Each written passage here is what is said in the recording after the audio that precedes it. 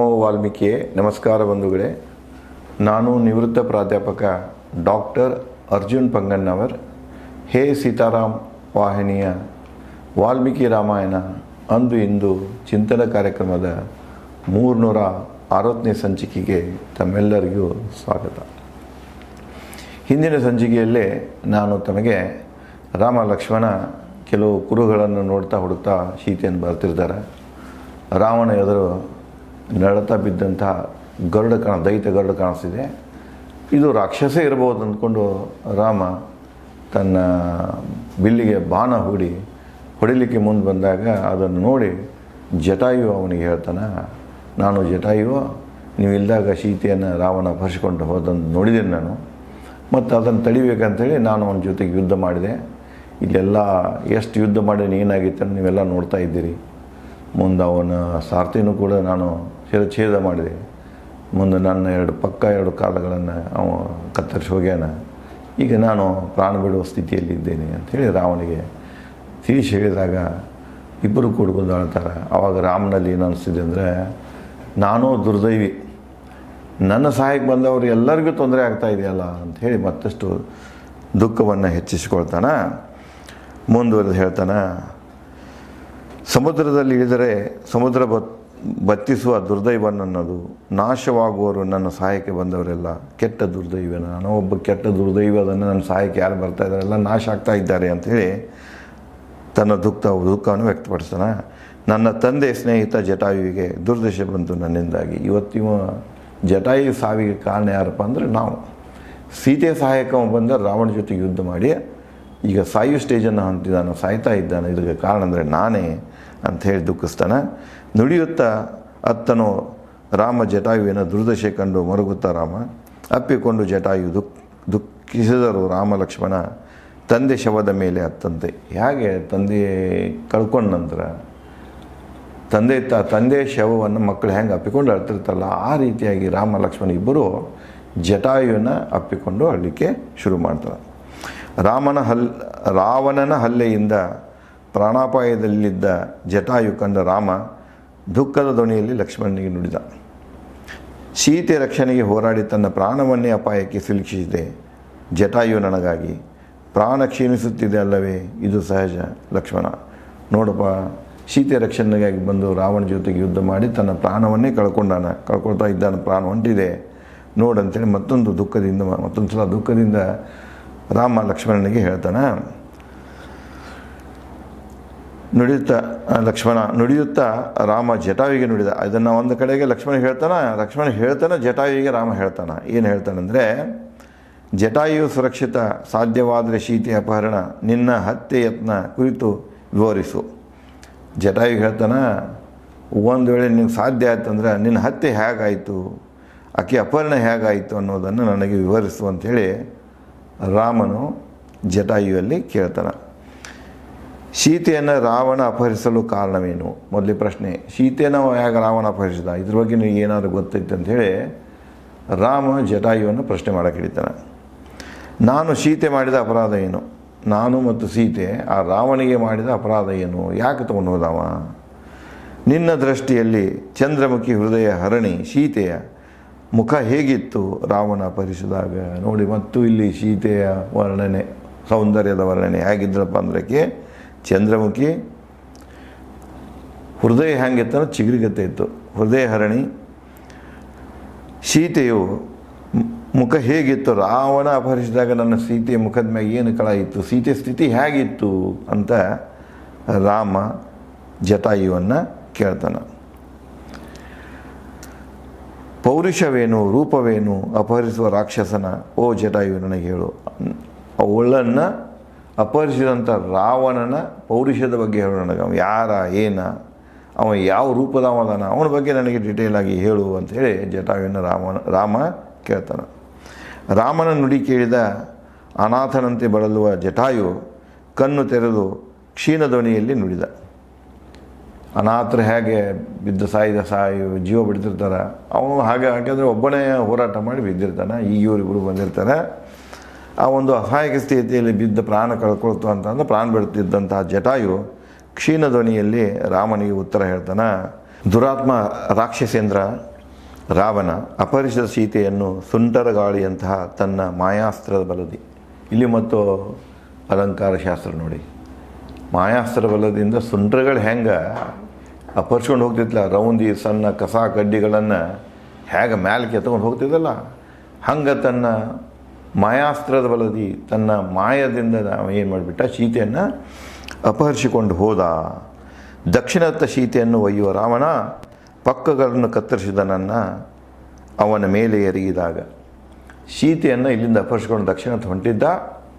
ನಾಯನ್ನು ಅದನ್ನು ನೋಡ್ಕೊಂಡು ಸೀತೆ ರಕ್ಷಣೆಗಾಗಿ ಅವನ ಮೇಲೆ ಎರಗಿದೆಲ್ಲ, ಅವನ ಮ್ಯಾಗ ನಾಯನ್ನು ಹಲ್ಲೆ ಮಾಡಿದೆ. ಅವ ತಕ್ಷಣ ಏನು ಮಾಡಿದೆ ಅಂದರೆ ನನ್ನೊಂದಿಗೆ ಯುದ್ಧ ಮಾಡಿ ನನ್ನ 2 ಪಕ್ಕಗಳನ್ನು ಕಾಲುಗಳನ್ನು ಕತ್ತರಿಸಿದ ಅಂತ ಹೇಳ್ತಾನೆ. ಕಣ್ಣು ತಿರುಗುತ್ತಿವೆ, ಪ್ರಾಣ ಕ್ಷೀಣಿಸುತ್ತಿದೆ, ಗಿಡದ ಮೇಲೆ ಹುಲ್ಲಿನ ಪಶಕುನ ಕಾಣುತ್ತಿದೆ. ಜಟಾಯು ಹೇಳ್ತಿದೆ, ನಂದು ಧ್ವನಿ ಕ್ಷೀಣ ಆಗತ್ತದ, ಕಣ್ಣುಗಳು ಮಂದಾಗ ನೋಡಿ. ಸಾಯು ಕಾಲಕ್ಕೆ ಇವು ಸಾಮಾನ್ಯವಾಗಿ ಕಂಡು ಬರ್ತಾವೆ. ಅದನ್ನೇ ಇಲ್ಲಿ ವಾಲ್ಮೀಕಿಯವ್ರು ಹೇಳ್ತಾರೆ, ಮನುಷ್ಯ ಪ್ರಾಣ ಬಿಡು ಕಾಲಕ್ಕೆ ಕಣ್ಣುಗಳನ್ನು ಮೊದಲು ಹೋಗುವಂದ್ರೆ ಕಣ್ಣನ್ನು ನಜರಿನಿಂದ ದೃಷ್ಟಿ ಮಂದಾಗ್ತಾ ಹೋಗಿಬಿಡ್ತದೆ, ಪ್ರಾಣ ಕ್ಷೀಣಿಸುತ್ತದೆ. ಗಿಡದ ಮೇಲೆ ಹುಲ್ಲಿನ ಅಪಶಕುನ ಕಾಣುತ್ತೆ, ಗಿಡದ ಮ್ಯಾಗ ಒಂದು ಹುಲ್ಲು ಕಾಣಿಸ್ತಾ ಇದೆ, ಗಿಡದ ಮೇಲೆ ಆ ಹುಲ್ಲನ್ನು ನೋಡಿದೆವು ಅಂದರೆ ಅದು ಅಪಶಕುನ, ಅಂದರೆ ಸಾವು ನನಗೆ ನಿಶ್ಚಿತ, ಸಾಯ್ತಾ ಇದ್ದೇನೆ, ಸಾವು ಬರ್ತಾ ಇದೆ ಅಂತ ಹೇಳ್ತಾನೆ. ಮುಂದೇನು ಹೇಳ್ತಾನಂದರೆ, ವಿಂಧ್ಯ ಮುಹೂರ್ತದಲ್ಲಿ ಸೀತೆಯನ್ನು ಕದ್ದ ರಾವಣ ಆ ಮುಹೂರ್ತದಲ್ಲಿ ಕಳ್ಕೊಂಡ ಸಿರಿ ಮತ್ತೆ ಮರಳುವುದು. ವಿಂಧ್ಯ ಮುಹೂರ್ತ, ಈಗ ನಾವು ನೋಡ್ತಿರ್ತೇವೆ, ಯಾವುದೇ ಒಂದು ಒಳ್ಳೆ ಕೆಲಸ ಮಾಡಬೇಕಾಗಿದ್ರೆ ಪಂಚಾಂಗ ತೆಗಿಯಾಕ ಶಾಸ್ತ್ರಗಳ ಹತ್ರ ಅವ್ರ ಹತ್ರ ಹೋಗಿ ನಾವು ಕೇಳ್ತಾ ಇರ್ತೇವೆ. ಇಲ್ಲಿ ವಾಲ್ಮೀಕಿಯವರು ರಾಮಾಯಣದಲ್ಲಿ ಇದೆಲ್ಲನೂ ಇದಕ್ಕೇನಂತೇವೆ ಕಾಲಕೋಷ್ಟಕ. ಕಾಲಕೋಷ್ಟಕ ಅಂದರೆ ನಮ್ಮದೇನು ಕನ್ನೋದಲ್ಲ, ಪಳ ವಿಪ್ಳದಿಂದ ಶುರುವಾಗ್ತಿದೆ. ಭಾಳ ಚೆಂದ ಇದೆ ಅದು. ನಾವೇ ಹಿಂಗೆ ಸೆಕೆಂಡ, ಮಿನಿಟ, ಗಂಟೆ, ತಿಂಗಳು, ವರ್ಷ ಇದೆಲ್ಲ ಇದು ಅಲ್ಲಿ ಇದೆ. ಬಹುತೇಕ ಅದು ಇದರಲ್ಲಿನೂ ಬರ್ತಿದೆ, ಅದು ವಿಷ್ಣು ಪುರಾಣದಲ್ಲಿನೂ ಅದ್ರ ಬಗ್ಗೆ ಡೀಟೇಲ್ ಹಾಕ್ಯಾರ ಅದನ್ನು.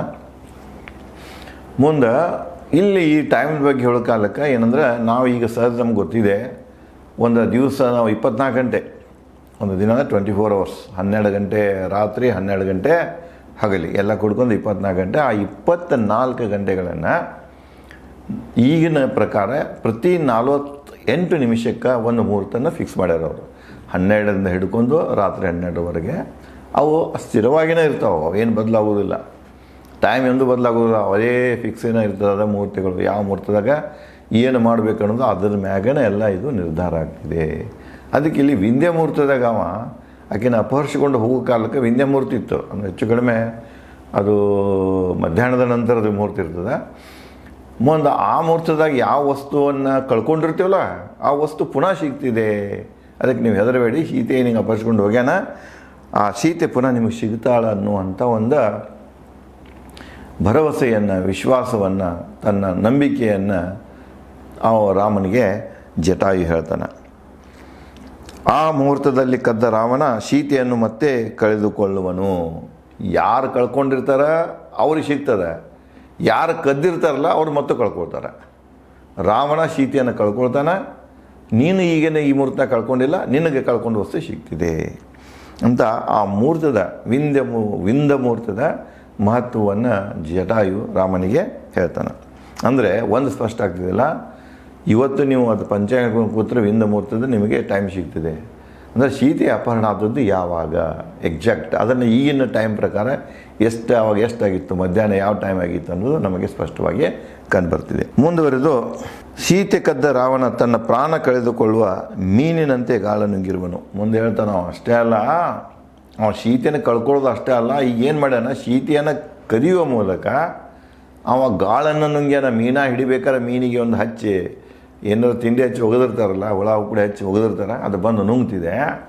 ಹಂಗೆ ಸೀತೆಯನ್ನೇನು ಎತ್ಕೊಂಡು ಹೋಗ್ಯಾನಲ್ಲ, ಸೀತೆ ಅನ್ನೋದು ಒಂದು ಗಾಳ. ಅಕ್ಕಿ ಕೂಡ ಹೇಳ್ತಿರ್ತಾಳೆ, ಆಕೆ ರಾವಣಿಗೆ ಹೇಳ್ತಾಳೆ, ಆಕೆ ನೀ ನನ್ನ ಸಾಮಾನ್ಯ ಅಂತ ತಿಳಿಬೇಡ, ನಾನು ನಿನ್ನ ವಿನಾಶಕಿ, ನಿನ್ನ ಸಾವನ್ನು ಹೊತ್ಕೊಂಡು ಹೊಂಟಿದೀಯಾ, ಸೀತೆಯನ್ನಲ್ಲ ಅಂತ ಹೇಳಿರ್ತಾಳೆ. ಗರುಡ ಸಹಿತ ಅಂತ ಹೇಳ್ತಾನೆ. ಸೀತೆನ ಹೊತ್ಕೊಂಡು ಹೋದನ, ಈಗಾಗಲೇ ಗಾಳ ನುಂಗ್ಯಾನ. ಅಂದರೆ ತನ್ನ ಸಾವಿಗೆ ಈಗಾಗಲೇ ಅವನು ಆಮಂತ್ರಣವನ್ನು ಕೊಟ್ಟಾನ ಅಂತ ಹೇಳ್ತಾನೆ. ನುಡಿಯುತ್ತಿದ್ದಂತೆ ಜಟಾಯು ರಕ್ತ ಹರಿಯಿತು, ಅದರ ಬಾಯಿಂದ ಒದ್ದಾಡಿತು, ಪ್ರಾಣ ಬಿಟ್ಟಿತು. ಇಷ್ಟ ಹೇಳ್ತಾನೆ ರಾಮನಿಗೆ ಅದ್ರ ಬಾಯಿಂದ ರಕ್ತ ಬರಕ್ಕೆ ಹಿಡಿತದ, ಒದ್ದಾಡ್ತದೆ, ಪ್ರಾಣವನ್ನು ಬಿಟ್ಬಿಡ್ತದೆ. ನೆಲದ ಮೇಲೆ ಬಿದ್ದ ದೈತಾಕಾರದ ಪಕ್ಷಿ ಶವ ಕಂಡು ರಾಮ ಮರುಗಿ ಲಕ್ಷ್ಮಣನಿಗೆ ನುಡಿತಾನೆ. ಅದು ಪ್ರಾಣ ಬಿಟ್ಟ ನಂತರ ದೈತಾಕಾರದ ಪಕ್ಷಿ ಇರ್ತದೆ ನೋಡಿ, ದುಃಖವಾಗ್ತಿದೆ. ಆ ದುಃಖದಲ್ಲಿ ಲಕ್ಷ್ಮಣನಿಗೆ ಹೇಳ್ತಾನೆ, ನಿರ್ಭಯದಿ ರಾಕ್ಷಸರ ದಂಡಕಾರಣ್ಯದಲ್ಲಿ ಬಹುಕಾಲ ವಾಸವಾಗಿದ್ದ ಈ ಗರುಡ ಪಕ್ಷಿ ಪ್ರಾಣ ತೆತ್ತಿತ್ತು ನನಗಾಗಿ. ನೋಡಪ್ಪ, ಈ ಒಂದು ದೊಡ್ಡ ರಾಕ್ಷಸರ ರಾಜನ ಇದು ದಂಡಕಾರಣ್ಯ, ಇಂಥದ್ರಾಗ ಇದು ಇಲ್ಲಿ ಬಾಳೆ ಮಾಡಿದೆ, ತನ್ನ ಬದುಕನ್ನು ಸವಿಸಿದೆ ಇಲ್ಲಿ. ಅದಕ್ಕೆ ನನಗಾಗಿ, ನನ್ನ ಸೀತೆಯ ರಕ್ಷಣೆಗಾಗಿ ತನ್ನ ಪ್ರಾಣವನ್ನು ಕೊಟ್ಟಿತು, ರಾವಣನ ಜೊತೆಗೆ ಯುದ್ಧ ಮಾಡಿ ತನ್ನ ಪ್ರಾಣವನ್ನು ಕೊಟ್ಟಿತು ಅಂಥೇಳಿ ದುಃಖದಿಂದ ನುಡಿತಾನೆ. ಓ ಲಕ್ಷ್ಮಣ, ನನಗಾಗಿ, ನನ್ನ ಸೀತೆಯ ರಕ್ಷಣೆಗಾಗಿ ಹತವಾಯಿತು ಜಟಾಯು ದುಷ್ಟ ರಾವಣನಿಂದ. ನಮ್ಮ ಇಬ್ಬರು ಸಲುವಾಗಿ, ಗಂಡ ಹೆಂಡತಿ ಸಲುವಾಗಿ ಅದು ರಾವಣನಿಂದ ಸಂಹಾರ ಆಗಿ ಹೋತಲ್ಲ ಅಂತ ಹೇಳ್ತಾನೆ. ಓ ಲಕ್ಷ್ಮಣ, ಧರ್ಮಪಾಲಕರು ತಮ್ಮ ಶೌರ್ಯ ತತ್ವಗಳಿಂದ ಗುರುತಿಸಿಕೊಳ್ಳುವರು ಜಗತ್ತಿನಲ್ಲಿ. ಅಂದರೆ ನೇರವಾಗಿ ಹೇಳ್ತಾನೆ, ರಾವಣ ಒಬ್ಬ ಧರ್ಮಪಾಲಕ ಅಲ್ಲ. ಧರ್ಮಪಾಲಕ ಇದ್ರೆ ಅವ ಏನು ಮಾಡ್ತಾನೋ ಶೌರ್ಯ ತತ್ವಗಳಿಂದ ತಾನು ತೋರಿಸ್ಕೊಳ್ತಾನೆ. ಅಂದರೆ ನಮ್ಗಳಿಗೆ ಯುದ್ಧ ಮಾಡಿ ಸೀತೆ ಅಂತ ತೊಗೊಂಡು ಹೋಗುವಾಗಿತ್ತವ. ಅವನು ಅಷ್ಟೇ ಪರಾಕ್ರಮಿ ಆಗಿದ್ದಂದ್ರೆ ಎಷ್ಟೋ ದೇವತೆಗಳನ್ನು ಸೋಲಿಸಿರ್ತಾನೆ, ಎಷ್ಟೋ ಯುದ್ಧಗಳನ್ನು ಮಾಡಿರ್ತಾನೆ. ಭೂಮಿ ಮ್ಯಾಗ 3 ಲೋಕದಾಗ ನನ್ನ ಗೆಲ್ಲವರು ಯಾರೂ ಇಲ್ಲ ಅನ್ನುವಂಥ ಒಂದು ಸ್ಥಿತಿಯನ್ನು ತಲುಪಿರ್ತಾನೆ. ಅಂಥ ಮನುಷ್ಯ ಸೀತೆಯನ್ನು ಕದಿಬಾರ್ದಾಗಿತ್ತು, ಅವನು ನಮ್ಮ ಜೊತೆಗೆ ಯುದ್ಧ ಮಾಡಿ ತೊಗೊಂಡು ಹೋಗಬೇಕಾಗಿತ್ತು ಅನ್ನುವಂಥ ಮಾತುಗಳು. ಅದಕ್ಕೆ ಶೂರರು ಏನು ಮಾಡ್ತಾರೆ, ಇಂಥ ಕುತಂತ್ರಗಳನ್ನು ಮಾಡೋದಿಲ್ಲ. ಅವ್ರೇನು ಮಾಡ್ತಾರೆ, ನೇರವಾಗಿ ಯುದ್ಧ ಮಾಡಿ ಹೋಗ್ತಾರೆ. ಇವತ್ತಿನ ಕಾಲದಾಗ ನೋಡಬೇಕಾಗಿದ್ರೆ ಎಲ್ಲ ಕುತಂತ್ರನ, ಇಡೀ ರಾಜಕೀಯ ಏನಿದೆ ದೇಶದ ಜಗತ್ತಿನ ರಾಜಕೀಯ ತಂತ್ರ ಪ್ರತಿತಂತ್ರ ಕುತಂತ್ರಗಳಿಂದನೇ ಕೂಡಿರ್ತದೆ. ರಾಜಕೀಯ ವೈರತ್ವ ಬಹಳ ಕೆಟ್ಟ ರೂಪಪ್ರ. ನೋಡ್ರಿ, ಏನೆಲ್ಲ ಮಾಡೋಕೆ ಅವ್ರು ಹಿಂದೆ ಇಟ್ಟು ಹಾಕೋದಿಲ್ಲ. ತಾನು ಮುಂದುವರಿಬೇಕು ಅಂದಾಗ ತನ್ನ ಎದುರಾಳಿ ಅಥವಾ ತನ್ನ ಪ್ರತಿಸ್ಪರ್ಧಿ ಅಂತ ಯಾರಾದರೂ ಕಂಡು ಬಂದರೆ ಯಾವುದೇ ರೀತಿಯಿಂದ ಅವರನ್ನು ಮಣಿಸ್ಲಿಕ್ಕೆ ಪ್ರಯತ್ನ ಮಾಡ್ತಿರ್ತಾರೆ. ಅದು ಶೂರರ ಲಕ್ಷಣ ಅಲ್ಲ. ಇಲ್ಲಿ ಏನು ಹೇಳ್ತಾನೆ, ರಾವಣ ನಿಜವಾಗಿ ಶೂರನಾಗಿದ್ದಂದ್ರೆ, ಅವ ಧರ್ಮದ ಪ್ರಕಾರ ಧರ್ಮನಿಷ್ಠನಾಗಿದ್ದಂದ್ರೆ ನಮ್ಮನ್ನು ಯುದ್ಧ ಮಾಡಿ ಗೆದ್ದಬೇಕಾಗಿತ್ತವನ. ಹಂಗೆ ಮಾಡಲಿಲ್ಲ ಅಂದರೆ ಅವ ಧರ್ಮಪಾಲಕ ಅಲ್ಲ. ಇಲ್ಲಿ ಯಾರು ನಾಯಕರು ಅನ್ಸ್ಕೊಳ್ತಾರೆ, ಲೀಡರ್ ಅನ್ಸ್ಕೊಳ್ತಾರೆ, ಅವ್ರ ಮೊದಲೇ ಲಕ್ಷಣ ಯಾವುದಂದ್ರೆ ಅವರು ಧರ್ಮಪಾಲಕರಾಗಿರಬೇಕು. ಬರೇ ಸಾಧು ಸಂತರ ಹೆಸರು ತೊಗೊಂಡ್ರಾಗೋದಿಲ್ಲ, ದೇವರ ಹೆಸರು ತೊಗೊಂಡ್ರಾಗೋದಿಲ್ಲ. ಸ್ವಂತಕ ಧರ್ಮಪಾಲಕರಾಗಿರಬೇಕು. ಅವರಲ್ಲಿ ಏನಿರಬೇಕು, ಒಂದು ಪರಾಕ್ರಮ, ಶೌರ್ಯ ಇರಬೇಕು. ಶೌರ್ಯ ತತ್ವದ ಮೇಲೆ ತಮ್ಮ ಬದುಕನ್ನು ಅವರ ನಡೆಸಬೇಕು. ಹೊರಗಡೆಗೆ ಹುಲಿಗತಿ ಗರ್ಜನೆ ಮಾಡೋದು, ಒಳಗೆ ಇಲಿಗತಿ ಆಟಾಡಿದ್ರೆ ಅಲ್ಲ. ಅದು ತನ್ನ ಹೊರಗಿನ ರೂಪನೂ ಅದಾಗಿರಬೇಕು, ಒಳಗಿನ ರೂಪನೂ ಅದಾಗಿರಬೇಕು. ಅದಕ್ಕೆ ನಿಜವಾಗಿ ಅವ ಧರ್ಮಪಾಲಕ ಆಗಿದ್ದರೆ, ಅವೊಬ್ಬ ಶೂರನಾಗಿದ್ದಂದ್ರೆ ಅವ ಈ ರೀತಿಯಾಗಿ ಸೀತೆಯನ್ನು ಪರ್ಸ್ಕೊಂಡು ಹೋಗಬಾರ್ದಿತ್ತು ಅಂತ ಹೇಳ್ತಾನೆ. ನನಗಾಗಿ ಪ್ರಾಣ ತೆತ್ತ ಜಟಾಯು ಮರಣ ದುಃಖ ಮೀರಿಹದು ಸೀತೆಯ ಅಪಹರಣ ದುಃಖಕ್ಕಿಂತ. ಮತ್ತಲ್ಲಿ ಕಂಪ್ಯಾರಿಟಿವ್ ತರ್ತಾನೆ. ಸೀತೆಯನ್ನು ಕಳ್ಕೊಂಡ ದುಃಖಕ್ಕಿಂತ ಈ ಜಟಾಯುವಿನ ಕಳ್ಕೊಂಡ ದುಃಖ ನನಗೆ ಭಾಳ ಆಗಿದೆ, ಇಮ್ಮಡಿ ಇದೆ, ಅದಕ್ಕಿಂತನೂ ಜಾಸ್ತಿ ಇದೆ, ಇದು ಹೆಚ್ಚು ನನಗೆ ದುಃಖವನ್ನು ಕೊಡ್ತಾ ಇದೆ. ದಶರಥನಷ್ಟೇ ಗೌರವಾನ್ವಿತ ನನಗೆ ಜಟಾಯು, ನನ್ನ ತಂದೆ ಸ್ನೇಹಿತವನು. ನಾವು ಅಪ್ಪಗೆ ಎಷ್ಟು ಮರ್ಯಾದೆ ಕೊಡ್ತಿದ್ದೀವಲ್ಲ ಅಷ್ಟೇ ಮರ್ಯಾದೆ ನಾವು ಜಟಾಯು ಕೊಡ್ತಿದ್ದೆವು ಅಂತ. ಇವತ್ತು ಸತ್ತಾನ ಅಂದ ಕೂಡಲೇ ಸೀತೆ ಕಳ್ಕೊಂಡ ದುಃಖಕ್ಕಿಂತಲೂ ನನಗೆ ಇವನು ಕಳ್ಕೊಂಡ ದುಃಖ ಜಾಸ್ತಿ ಆಗಿದೆ ಅಂತ ಹೇಳ್ತಾನೆ. ಚಿತೆ ಸಜ್ಜು ಮಾಡು, ಅದರ ಅಂತ್ಯಕ್ರಿಯೆ ಮಾಡೋಣ. ತಮ್ಮನಿಗೆ ಹೇಳ್ತಾನೆ, ತಮ್ಮ ಇದನ್ನ ಹಂಗೆ ದಾರಿಯಾಗಿ ಬಿಟ್ಟು ಹೋಗೋದು ಬೇಡ, ಇದಕ್ಕಾಗಿ ನಾವೇನು ಮಾಡೋಣ, ಚಿತೆಯನ್ನು ನೀನು ತಯಾರು ಮಾಡೋ ಅಂದರೆ ಕಟ್ಟಿಗೆಯನ್ನು ಕೂಡಾಕೋ, ಒಂದು ದೊಡ್ಡ ಬೃಹತ್ ಪ್ರಮಾಣದ ಕಟ್ಟಿ ಯೂಸ್ ಮಾಡಿ ಚಿತೆ ತಯಾರು ಮಾಡು, ಇದನ್ನು ನಾವು ಅಂತ್ಯಕ್ರಿಯೆ ಮಾಡಿ ಹೋಗುವ ಅಂತ ಹೇಳ್ತಾನೆ. ಲಕ್ಷ್ಮಣನಿಗೆ ಹೇಳುತ್ತಾ ರಾಮ ಜಟಾಯುವಿಗೆ ನುಡಿದ, ಓ ಜಟಾಯು, ನಾನು ಮಾಡುವ ಅಂತ್ಯಕ್ರಿಯೆಯಿಂದ ನಿನಗೆ ನೆಮ್ಮದಿ ಲೋಕ ಲಭಿಸಲಿ. ಜಟಾಯುವಿಗೆ ಹೇಳ್ತಾನಂದ್ರೆ, ನಿನ್ನಿಂದ ನಾನೇ ಅಂತ್ಯಕ್ರಿಯೆ ಮಾಡ್ತೇನೆ. ಯಾಕೆ ಅಪ್ಪಂದು ಅಂತ್ಯಕ್ರಿಯೆ ಮಾಡಿರೋದಿಲ್ಲ. ಒಬ್ಬ ರಾಮ ಜಟಾಯುವಿಗೆ ಹೇಳ್ತಾನೆ, ನಿನ್ನ ಅಂತ್ಯಕ್ರಿಯೆ ನಾನು ಮಾಡ್ತೇನೆ, ಇದರಿಂದ ನಿನಗೆ ಒಳ್ಳೆಯದಾಗಲಿ ಅಂತ ಹೇಳಿ ನುಡಿತಾನೆ. ರಾಮ ಜಟಾಯು ಚಿತೆಗೆ ಅಗ್ನಿ ಸ್ಪರ್ಶ ಮಾಡ್ತಾನೆ. ಈ ಚಿತೆ ತಯಾರು ಮಾಡ್ತಾರೆ, ಚಿತೆ ಮ್ಯಾಗ ಅದನ್ನು ಇಡ್ತಾರೆ, ಇಟ್ಟು ಅಲ್ಲಿ ಅಗ್ನಿ ಹಚ್ತಾರೆ. ರಾಮ ಲಕ್ಷ್ಮಣ ಸ್ನಾನ ಮಾಡಿ ಗೋದಾವರಿಯಲ್ಲಿ ಜಲತರ್ಪಣೆ ಮಾಡಿ ಜಟಾಯು ಹೆಸರಿನಲ್ಲಿ ಈಗ ಹೆಂಗೆ ತಂದೆನ ಕಳ್ಕೊಂಡ ನಂತರ ಅದು ಎಲ್ಲ ಅಂತ್ಯಕ್ರಿಯೆದ ಕಾರ್ಯಗಳನ್ನು ಮಾಡ್ತಾರೆ, ಅದೇ ರೀತಿ ಅಲ್ಲೇ ಚಿತೆ ತಯಾರು ಮಾಡ್ತಾರೆ. ಚಿತೆದಾಗ ಅಗ್ನಿಗೆ ಸ್ಪರ್ಶ ಮಾಡ್ತಾರೆ. ಮುಂದೆ ಬೂದಿಯನ್ನು ತಂದು ಗೋದಾವರಿ ನದಿಗೆ ಅರ್ಪಿಸಿ ಅಲ್ಲೇ ದಾನ ಮಾಡ್ತಾರೆ. ಅಂದರೆ ಎಲ್ಲ ಕಾರ್ಯಗಳನ್ನು ಯಾವ ರೀತಿ ತಂದೆ ಅಂತ್ಯಕ್ರಿಯೆಯಲ್ಲಿ ಯಾವ್ಯಾವ ಕೆಲಸಗಳನ್ನು ಮಗನಿಗೆ ಮಾಡಬೇಕಾಗಿತ್ತು ಆ ಎಲ್ಲ ಕೆಲಸಗಳನ್ನು ರಾಮ ಮಾಡ್ತಾನೆ. ಜಲತರ್ಪಣೆ ಮಾಡಿದರು ಜಟಾಯು ಹೆಸರಿನಲ್ಲಿ. ಅರಣ್ಯದಲ್ಲಿ ರೋಹಿ ಬೇಟೆಯಾಡಿ ರಾಮ ಲಕ್ಷ್ಮಣ ಜಟಾಯುವಿಗೆ ನೈವೇದ್ಯ ಅರ್ಪಿಸಿ. ರೋಹಿ ಅನ್ನೋದು ಒಂದು ಜಾತಿ ಚಿಗರೆ. ಆ ಚಿಗರೆಯನ್ನು ನೋಡಿ ರಾಮಾಯಣದಲ್ಲಿ ಹೇಳ್ತಾರೆ, ಅಲ್ಲಿ ದಶರಥನ ಹಂಗೆ ಬರ್ತಿದೆ. ಅವ ನೈವೇದ್ಯ ಮಾಡ್ತಾರೆ. ಸತ್ತ ನಂತರ ಕೆಲವೊಂದು ದಿವಸ ಮಾಡ್ತಾರಲ್ಲ, ದಿವಸ ಮಾಡೋ ಕಾಲಕ್ಕೆ ಇವ್ರು ಏನು ಮಾಡ್ತಾರೆ, ಒಂದು ರೋಹಿ ಅನ್ನೋವಂಥ ಚಿಗರೆ ಬೇಟೆ ಮಾಡ್ಕೊಂಡು ಬಂದು ಅದನ್ನು ಇದಕ್ಕೆ ನೈವೇದ್ಯವಾಗಿ ಅರ್ಪಿಸ್ತಾರೆ. ರಾಮನಿಂದ ಅಂತ್ಯಕ್ರಿಯೆ ಪಡೆದ ಜಟಾಯು ಪರಲೋಕದಲ್ಲಿ ನೆಮ್ಮದಿ ಪಡೆಯಿತು. ಈ ಲೋಕ ತ್ಯಜಿಸಿದಂಥದ್ದು ರಾಮನಿಂದನೇ ಇದನ್ನೆಲ್ಲ ಮಾಡ್ಕೊತಪ್ಪ ಅಂದರೆ ಅದಕ್ಕೆ ನಿಜವಾಗಿ ಸ್ವರ್ಗ ಸಿಕ್ಕಂಗ ಮತ್ತು ಅದರದ್ದು ಎಷ್ಟು ಸುದೈವಿರಬೇಕು ಅಂತ ಇಲ್ಲಿ ಕವಿ ಹೇಳ್ತಾನೆ. ಇನ್ನು ಮುಂದೆ ಯಾವ ರೀತಿ ಈಗಂತೂ ಮಾಹಿತಿ ಸಿಕ್ಬಿಡ್ತಿದೆ ಅವರಿಗೆ ಯಾರು ಓದಾರ ಅಂತ ಹೇಳಿ. ಇನ್ನು ಸೀತೆಯನ್ನು ಯಾವ ರೀತಿಯಾಗಿ ಹುಡ್ಕೊಂಡು ಹೋಗ್ತಾರೆ, ಏನು ಮಾಡ್ತಾರೆ ಅನ್ನೋದನ್ನು ನಾನು ತಮಗೆ ಮುಂದಿನ ಸಂಚಿಕೆಯಲ್ಲಿ ಹಂಚಿಕೊಳ್ಳುತ್ತೇನೆ. ಧನ್ಯವಾದಗಳು.